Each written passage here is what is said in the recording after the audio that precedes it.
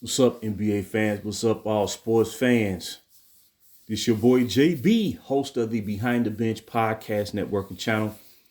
Giving a shout out to the rest of the crew and for everyone who's tuning in. I hope that you support Behind the Bench, become a subscriber, and help make this show the best that it can be. Now, look who's flipping the script.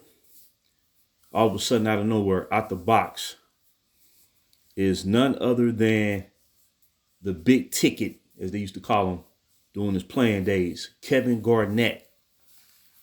I was always a Kevin Garnett fan. Kevin Garnett was one of the best power forwards in the league, along with Dirk Nowitzki, Tim Duncan, and the like. Won league MVP in 2004.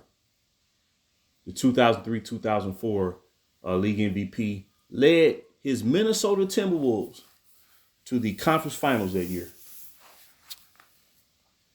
I consider KG to be one of the top 25 to 30 players that ever played this game. He played with intensity. He was a great defender, great rebounder. Oh, man, he can do it all. He can do it all. But, man, he followed for the okie doke. All of a sudden, that's why I say this GOAT talk, this constant around-the-clock GOAT talk, is really becoming an ear sore as well as an eyesore. Because how can you say one thing year after year after year after year after year,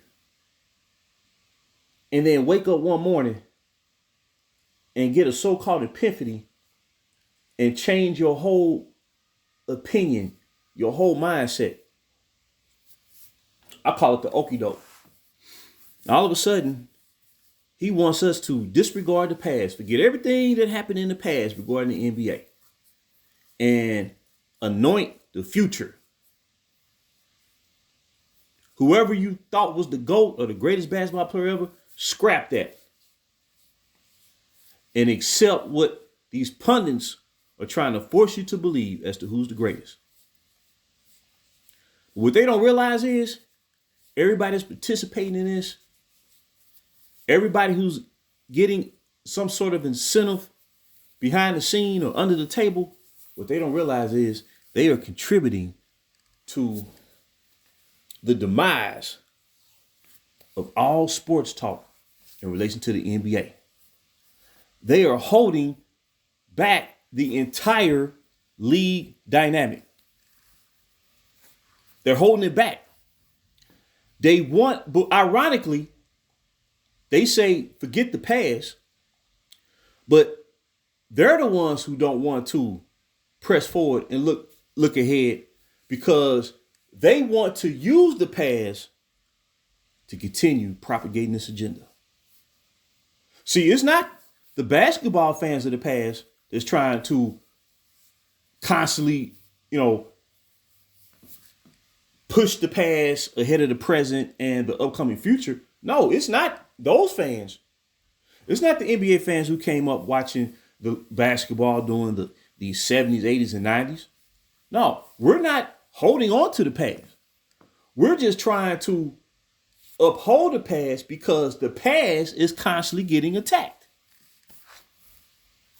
When Michael Jordan retired in 2003, when he played his last game as a Washington Wizard,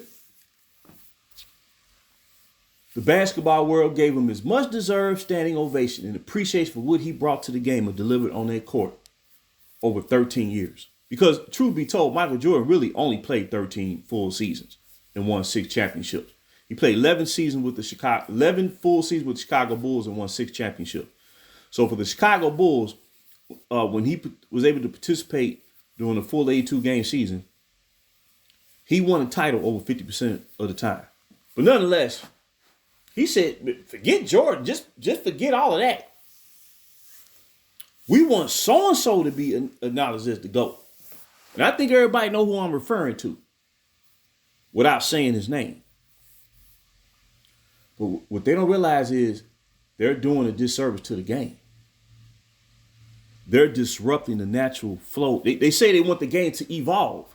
But now actually trying to force the issue trying to force the hand, trying to diminish the past.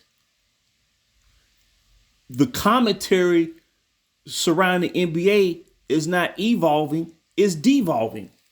And it really doesn't have to evolve because the history will speak for itself.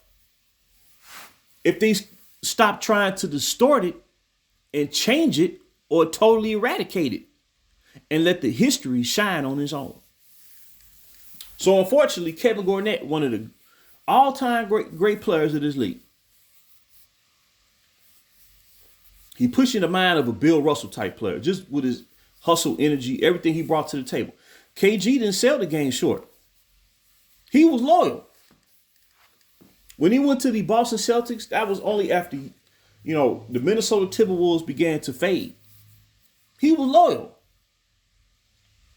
As a Boston Celtic, whenever he returned back to Minnesota to play the Timberwolves, face Timberwolves, he got a standing ovation. He paid his dues, played 13 years in the NBA before he accepted they agreed to be traded to Boston. Nobody really never had a problem with the big ticket. Now, man, he riding that wave. He falling for the okie doke. But years down the line, when he looked back on all this, man, and really, consider, what he's been asked to continue to propagate and perpetrate, he gonna be like, man, what was I thinking? Because no matter what they do, no matter what they say, no matter who joins on for the ride, they cannot change the history of this game. That book has been written. It's signed and sealed. It's been written, it's been published, it's been recorded in the minds of the basketball fans who grew up watching the league then. Because if you erase the past, the present will get all discombobulated and the future becomes no more. See, the reason why we saw the golden age of basketball in the 80s and 90s is because they upheld the past.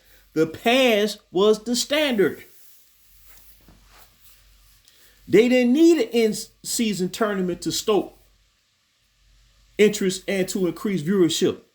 The game spoke on its own. And that's why you had them famous slogans of the 80s. The NBA is fantastic. Why we love this game is because we upheld the past and built on it. So in closing, it's disappointing, man. It's a trip that KG is decided to join forces, because we in an era where we join forces now. We stack the deck. Everybody trying to stack the deck against the past. But in the end, the past will win out because the past was the truth. The history of the game is always predicated on upholding the past. That's how you get history. You cannot erase it.